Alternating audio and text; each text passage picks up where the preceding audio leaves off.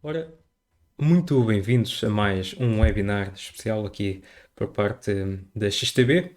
Hoje vamos falar sobre a crise energética que continua aqui a agravar o sentimento no mercado europeu e também aqui a causar cada vez mais preocupações às economias europeias, como é óbvio. Tem-se refletido nos últimos tempos um aumento substancial dos preços de eletricidade, onde França e Alemanha têm sido os mais prejudicados, e também no Reino Unido tem-se sentido aqui um aumento significativo. E apesar dos níveis de inventários de gás natural estarem até a níveis superiores aos do ano passado, tem refletido aqui muito a preocupação e toda esta instabilidade que existe em torno do fornecimento então do gás natural, que, portanto, continua a ser um tema importante aqui na Europa, que pode conduzir aqui a severas sanções económicas no lado europeu. E amanhã, quarta-feira, vamos ter o primeiro dia de manutenção do Nord Stream e que em princípio serão apenas 3 dias, mas aqui naturalmente poderá desencadear períodos de maior volatilidade nos preços do gás natural e também dos produtos energéticos. Bom, sem mais demora, vamos então aqui avançar com o nosso tema desta semana. Portanto, como eu estava aqui a dizer, a crise na Europa que se está a agravar. A situação energética na Europa tem vindo aqui então a piorar e coloca-se então a questão: será que é possível ou não adiar o inevitável?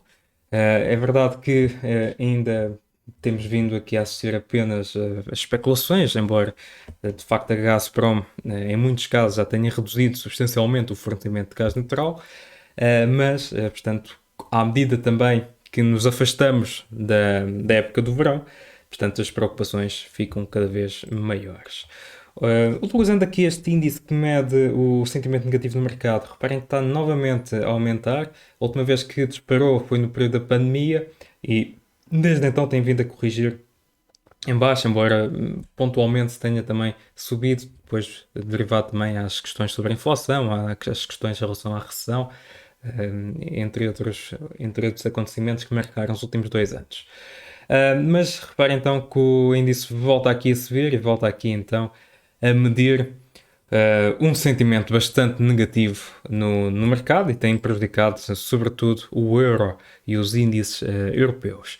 Os PMIs, tanto no setor industrial como no setor dos serviços, continuam também a dar sinais de deterioração de forma bastante consistente, embora a um ritmo gradual, mas continuam aqui a dar sinais de deterioração. Isto aqui de, é um fator que é importante aqui termos em atenção, pois tem aqui uma correlação muito elevada com o PIB.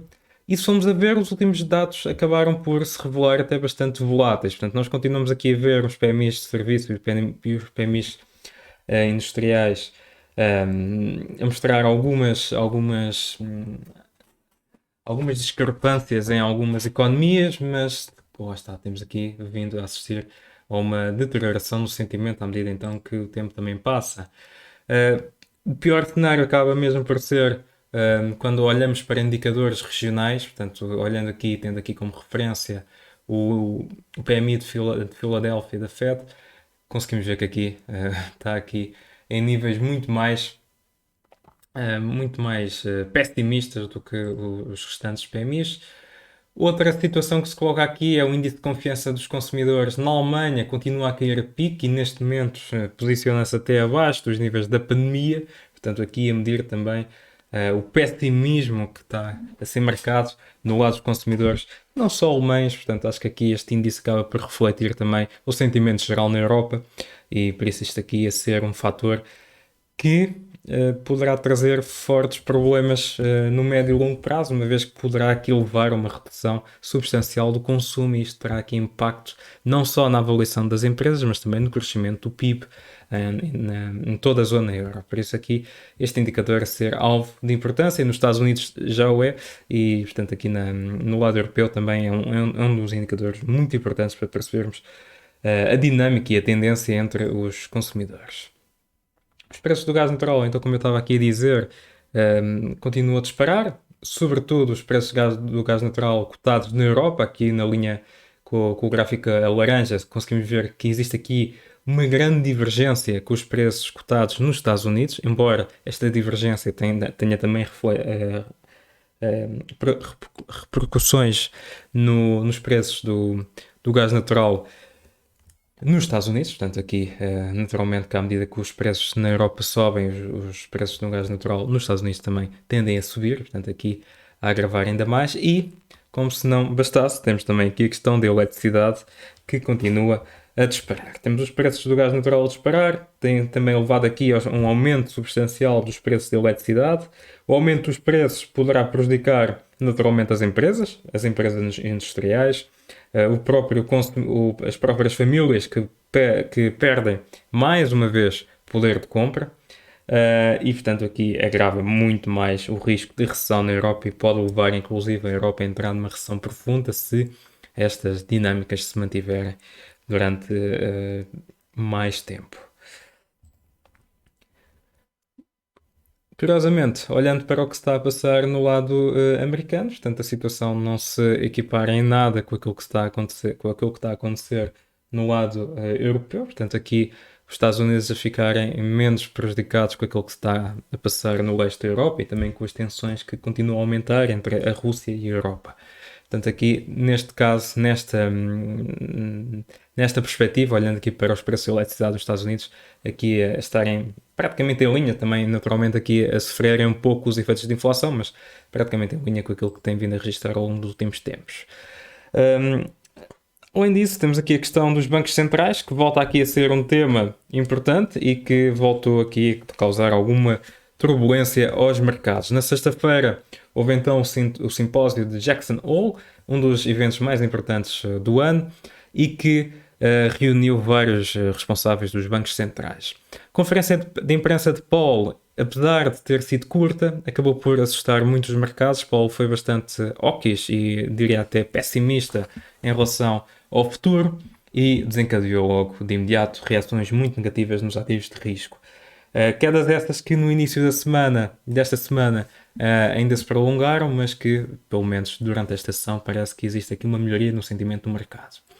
Paulo referiu então que o tightening poderá se intensificar. A verdade é que, se formos a ver para o quantitative tightening, portanto, ao contrário do quantitative easing, a redução de liquidez no mercado não tem sido muito forte.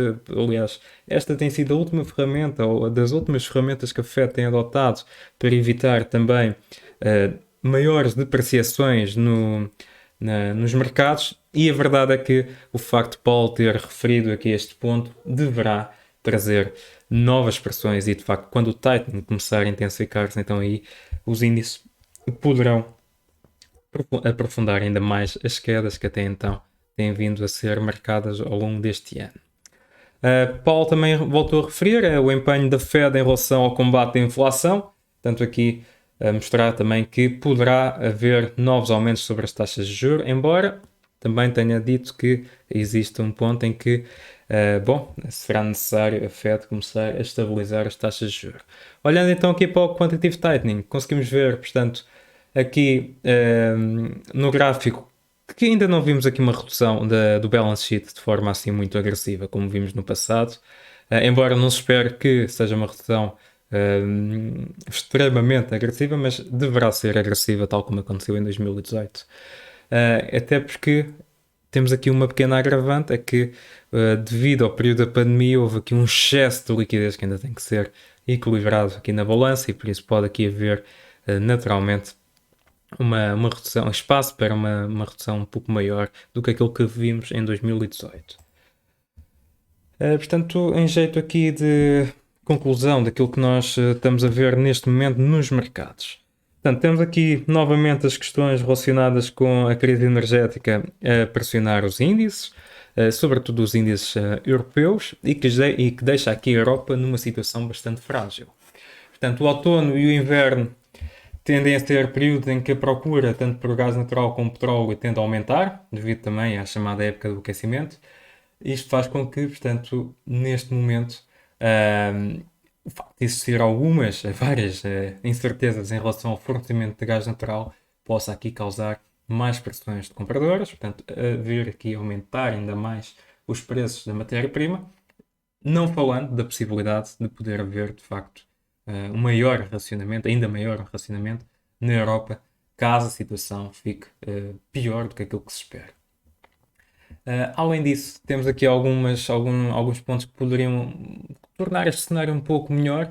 Seria aqui a retomada do Irão como um dos principais produtores de petróleo ao mercado, que poderia aqui estabilizar os preços, poderia ajudar a estabilizar os preços. No entanto, a OPEC continua aqui reticente e as negociações nucleares também parece que não avançam, mantém-se novamente no impasse.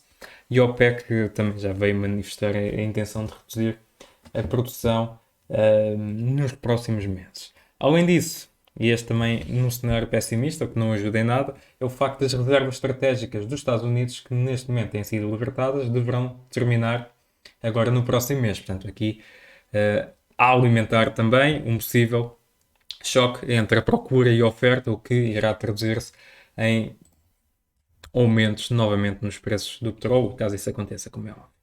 Para esta semana vai ser uma semana importante, sobretudo para o par euro-dólar, uma vez que serão aqui divulgados dados que deverão mexer tanto com o euro como com o dólar americano. Ora, na segunda-feira a semana acabou por ser relativamente calma, uma vez que também que se celebrava Bank Holiday no Reino Unido.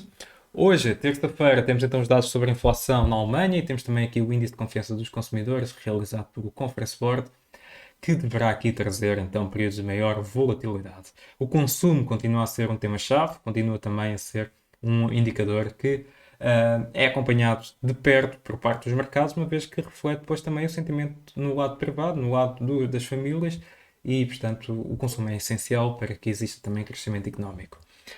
Os dados de inflação de França foram divulgados da parte da manhã, acabaram por sair ligeiramente abaixo daquilo que se esperava, portanto a ser tem um dado positivo, e vamos ver então se os dados sobre a inflação, mas na Alemanha, se de facto apresentam aqui ou não uma recessão. Além disso, temos na quarta-feira o relatório do ADP, que serve então para antecipar os dados do NFP. Alguns membros da Fed já avançaram que o NFP poderá ser mais fraco e que daqui para a frente o mercado de trabalho nos Estados Unidos poderá começar a acrescentar menos postos de trabalho do que aquilo que os últimos relatórios apresentaram.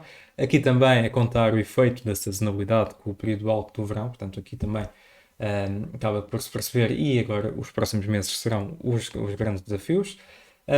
Além disso, vamos ter então os inventários de petróleo também na quarta-feira, vamos ter os índices PMIs nos Estados Unidos quinta-feira e vamos ter aqui os pedidos semanais de subsídio de emprego, que continuam a ser também aqui um dado importante, uma vez que os pedidos têm aumentado de forma gradual, mas se houver aqui também alguma red flag no lado dos pedidos de subsídio de desemprego, poderá aqui desencadear novas movimentações de baixa nos mercados.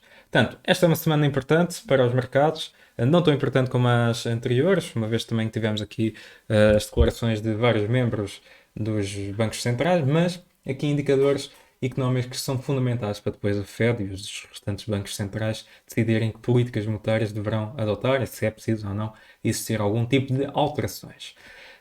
Ora, da minha parte é tudo. Resta-me desejar-vos continuação de uma boa semana, bons negócios a todos e até ao próximo vídeo.